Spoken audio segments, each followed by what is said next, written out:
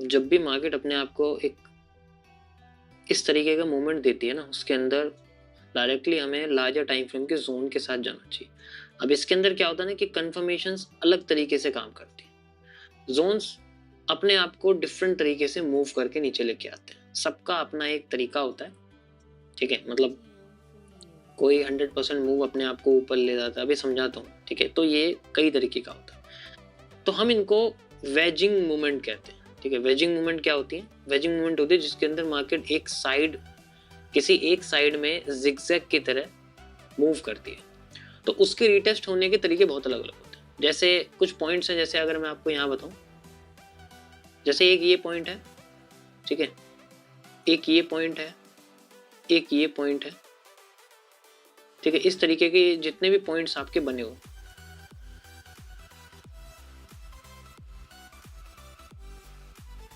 यहाँ पर है, यहाँ पर है, ठीक है। तो इन सब का अपना एक कनेक्शन होता है। जैसे अभी जो मैंने आपको फॉर्मेशन बनाई हुई है, ये एक इंटरचेंज की फॉर्मेशन। इंटरचेंज मतलब जैसे जो लो है वो अपने आप को ब्रेक करने की कोशिश करेगा और थोड़ा सा ऊपर जाएगा, ठीक है। कितना? थोड़ा सा ऊपर जाएगा। और जब थोड़ा सा ऊपर जाता है ना, तो इस जगह पे जाके अपने आप को कंफर्मेशन देता है। ऊपर जाके जोन से ऊपर कंफर्मेशन देता है, जोन पर कंफर्मेशन नहीं देता है। सेम तरीके से होता है यहाँ पर। सेम तरीके से हर बार मार्केट अपने आप को रिपीट करती है, ठीक है। सेम तरीके से मार्केट अपने को क्या करती है? रिपीट करती है।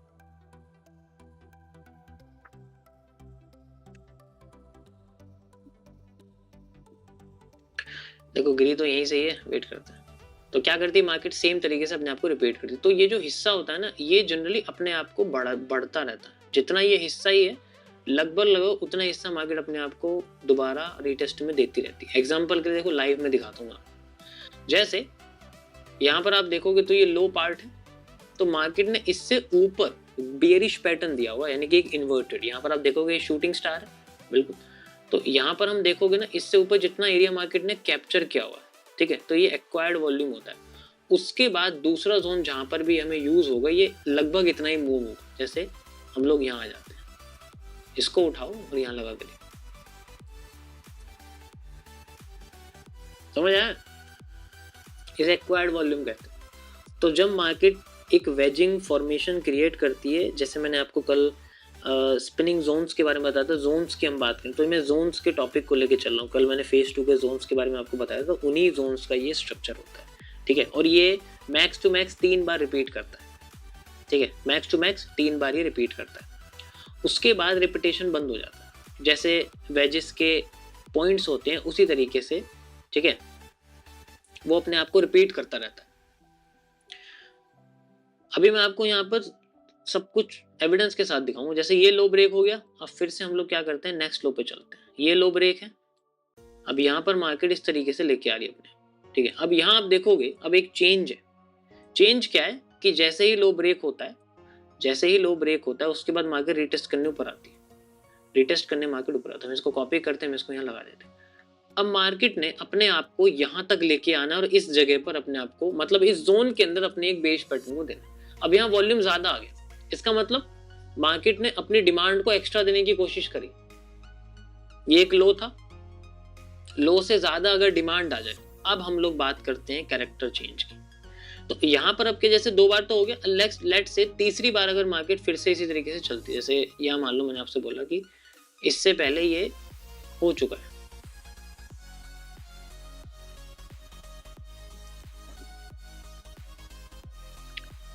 तो थर्ड टाइम ज्यादातर केसेस में क्या होता है? थर्ड टाइम मार्केट क्या करती है?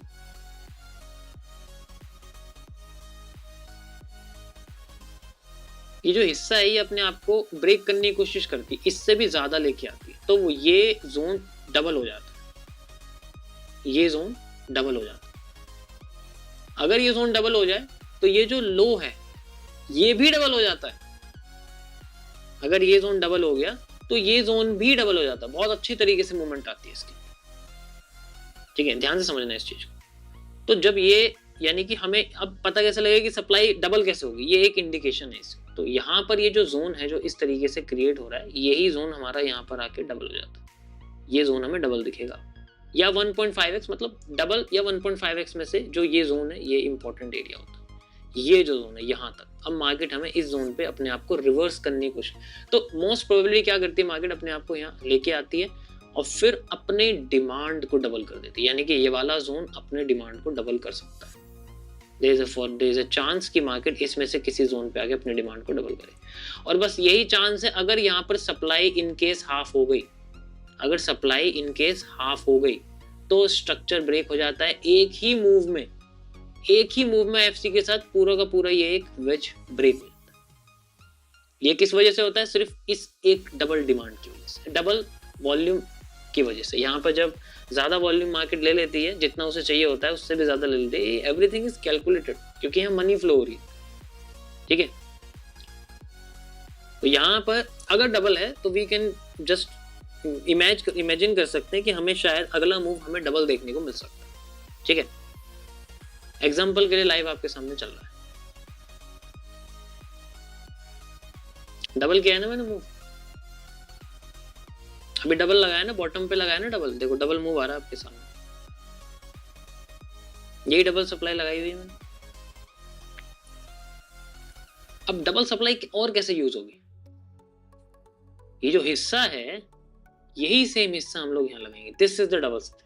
यही मैंने डबल सप्लाई इंटरनल में लगाई, तो इसे भी हम लोग लगा सकते हैं या फिर इसे भी हम लोग लगा सकते हैं, लाइक दिस। ठीक है, नाउ लेट्स सी कि अगर हमें यहाँ पर कोई भी एक बुलिश पैटर्न मिलता है एंड देन वर्क करता है, उसके बाद हमें इस तरह की स्ट्रक्चर देखते हैं, देन हमें एक ब्रेक देखने को मिल सकता है। ओके, समझ आया? बहुत सिंपल है, इसमें ज्यादा सोचने की जरूरत ही नहीं। सारा का सारा खेल ये हाई लॉस के बेसिस पे डिसाइड होता है। हमें बस हाई लॉस को समझना है कि कितना वॉल्यूम कहाँ पर यूज किया जा रहा है और कितना वॉल्यूम कहाँ पर कम हो रहा है। तो ये वॉल्यूम के कम ज्यादा, मतलब हमें हमेशा हाई और लोस के बीच में ध्यान दें, इनके सेंट्रल में क्या चल रहा है उससे कोई मतलब नहीं है। सेंट्रल का मतलब है कि ये लो है ये हाई है, ठीक है, फिर ये लो है ये हाई है, द मेन थिंग। अब इसके इंटरनल में क्या है हमें उससे कोई लेना देना नहीं। ठीक है, समझ आया? हमें इसके इंटरनल से कोई मतलब नहीं।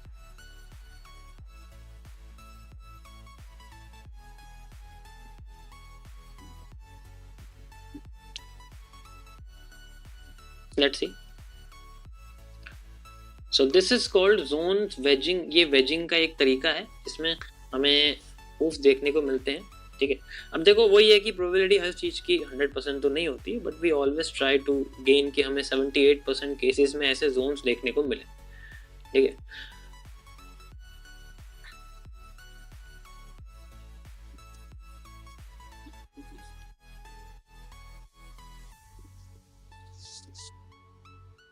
समझ आया? ये पहला एक तरीका है जिसमें रिटेस्टिंग्स होती है, ये वो तरीका है जिसमें रिटेस्टिंग्स होती है और वॉल्यूम थोड़ा सा ऊपर चला जाता है, वॉल्यूम थोड़ा सा ऊपर चला जाता है, वॉल्यूम थोड़ा सा ऊपर, और ये वॉल्यूम जो ऊपर जाता है ये एग्जैक्ट होना चाहिए। अगर एक में भी कम हो गया या ज्यादा हो गया तो अगले स्ट्रक्चर अपने आप को सेम नहीं बनाएंगे, वो अपने आप को बदलते रहेंगे। तो ये उनमें से एक स्ट्रक्चर है। दूसरा स्ट्रक्चर कैसा होता है कि अब यहाँ पर जो रिटेस्टिंग है वो इस तरीके से नहीं आएगी, सेकेंड पार्ट। ठीक है, ये आपका क्या था? फर्स्ट पार्ट था।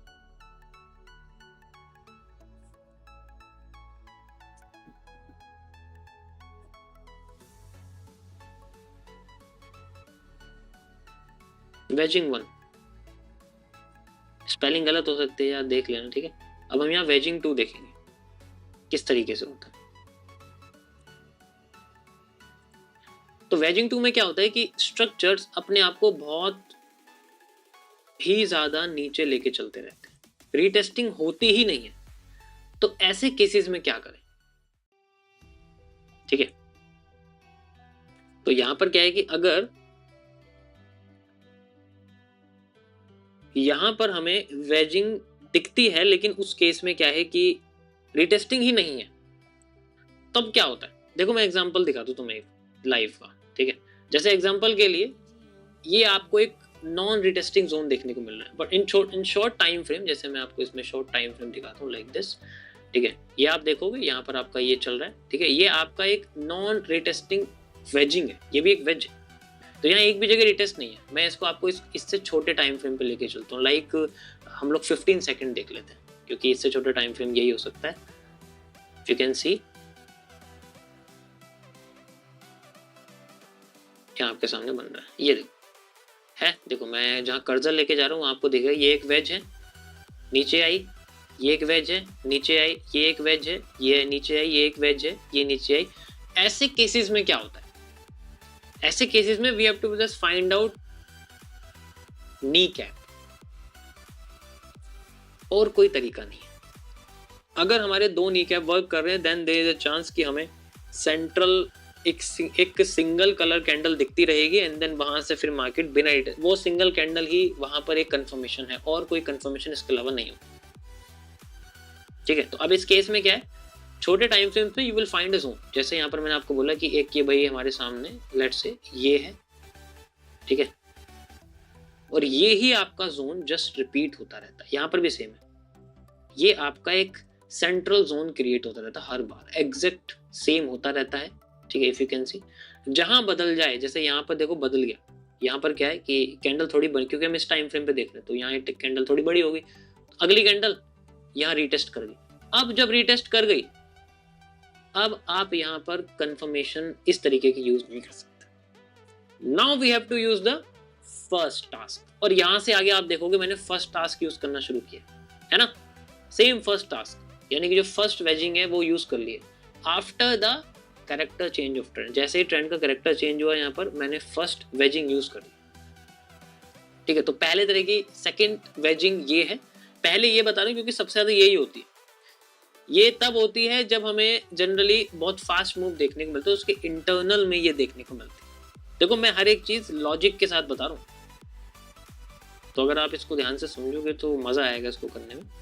ठीक है, तो उससे फर्क नहीं पड़ता टाइम फ्रेम कौन सा है, जस्ट आपको ये देखना है कि ये इस तरीके का है, तो ऐसे में हम यूज करते हैं जस्ट अपना नी कैप का कॉन्सेप्ट,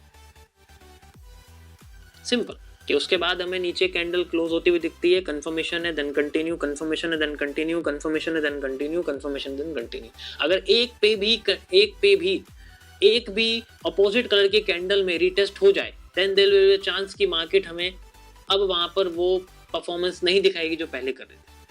ये एक ब्रेकडाउन की तरह यूज होता है। सेम अगर मैं इसको रिवर्स कर दूंगा बुलिश में, तो यही ब्रेकआउट की तरह यूज करेगा। लेकिन अगर एक बार भी इस ग्रीन कैंडल पे मार्केट ने आके टच कर दिया, लेट्स से अगर ये कैंडल ऊपर टच कर देती तो यहाँ केसी का खत्म हो जाता सब कुछ। यहाँ टच कर दिया, अब यहाँ केसी यूज नहीं कर सकते। आप देखो हम केसी यूज करते, क्या मार्केट नीचे गई? यहाँ से नहीं गई ना, ऊपर चली गई, फेल कर देती यहाँ पर। तो ये कुछ इंडिकेशंस होती है जिन केसेस में हमें पता लग जाता है कि कब हमारे जो सेंट्रल कैंडल्स हैं, यानी कि जो रिपीटिव जोन्स हैं, वो फेल कब होंगे।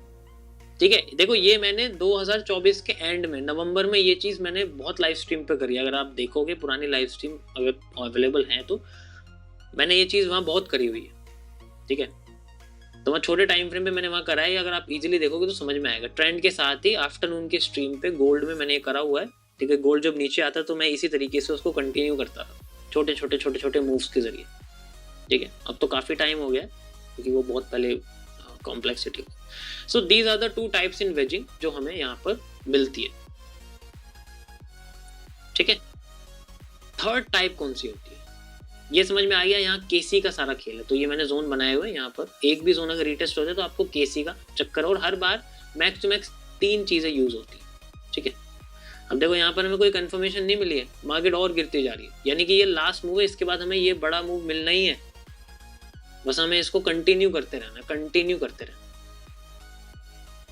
ठीक है, अब मैं क्या कर रहा हूँ, अब मैं ये वाली जो सप्लाई है इसको डबल करके जैसे मैं लगाया हुआ सेम यहाँ करूंगा। ये सप्लाई जो है यहाँ मैंने लगाया एग्जैक्ट।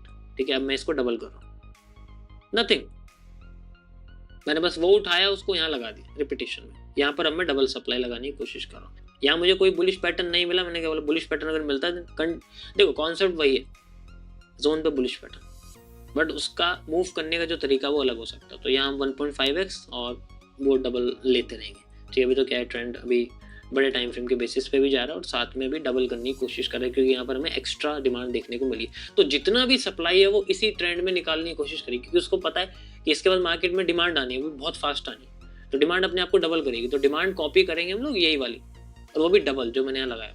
तो अभी सप्लाई आ रही है, जितनी सप्लाई आ रही है आने देते हैं, कोई प्रॉब्लम नहीं है इसके अंदर, ठीक है। तो we can just double the supply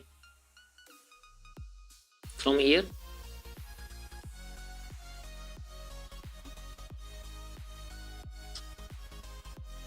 area, समझ आया?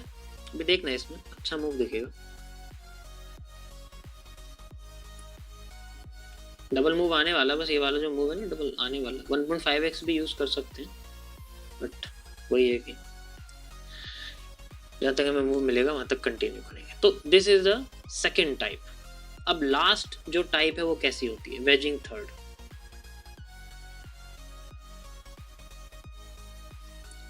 वेजिंग थर्ड थोड़ी सी अलग तरीके की होती है।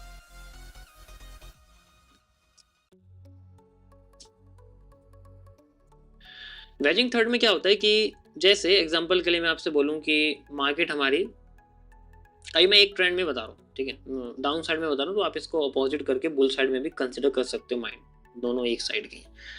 अब ये वेजिंग किस तरीके की होती है? इस वेजिंग में क्या है कि ट्रेंड नहीं होता है, ये वेजिंग अपने आप को बहुत ही कॉम्प्लेक्स जोन से गुजारती रहती है, यानी कि एक कंसोलिडेशन टाइप जोन होता है, लेकिन होता ये ट्रेंडिंग ही है, वो आप देखोगे ट्रेंडिंग जोन। तो इस तरीके के जोन्स होते हैं, और ये जनरली कब बनते हैं, इनके बनने का एक रीजन होता है, ठीक है। अगर ये बन रहे हैं, इससे इसका पता कैसे लगता है कि ये बनेगा? अब चलो ये तो बन गया, तो पता लग रहा है, ठीक है, ठीक है। तो ये तो चलो हमें पता लग गया कि बन गया।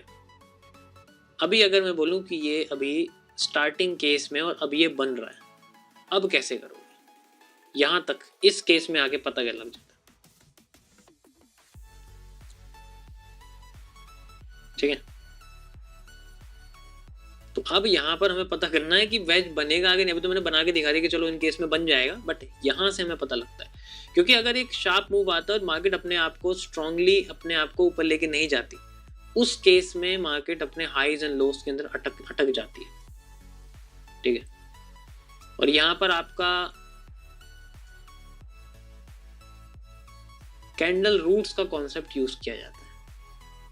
ये वो वेजिंग है जहां पर हम लोग कैंडल रूट्स का कॉन्सेप्ट यूज करते हैं, ठीक है। मैंने ऑलरेडी यूट्यूब चैनल में अपने वहां पर डाला हुआ है कैंडल रूट्स के कॉन्सेप्ट का स्क्रीनशॉट, नहीं तो टेलीग्राम पे भी डाला हुआ है, जाके देख सकते हो, ठीक है। मैंने लाइव चैट में पिन कर रखा है, वहां पर आप जाओगे तो आपको टेलीग्राम की लिंक मिल जाएगी, ठीक है। तो टेलीग्राम के अंदर मैंने ऑलरेडी ये कैंडल रूट्स का कॉन्सेप्ट डाला हो, तो वहां उस केस में हम ये यूज करते हैं। मैं दोबारा नहीं बताऊं क्योंकि ऑलरेडी बता चुका हूं, ठीक है। समझ आया? So these are the three types and this is a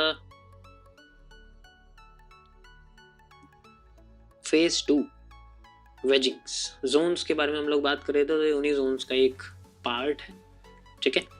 इस तरीके से ये यूज किया जाता है। आई होप आप लोगों को समझ में आया हुआ है। ये बहुत सिंपल है, देखो यहाँ सारा खेल साइकोलॉजी का है, कैसे समझ रहे हो तुम इस चीजों को, समझने वाली चीज है और कुछ नहीं है इसमें।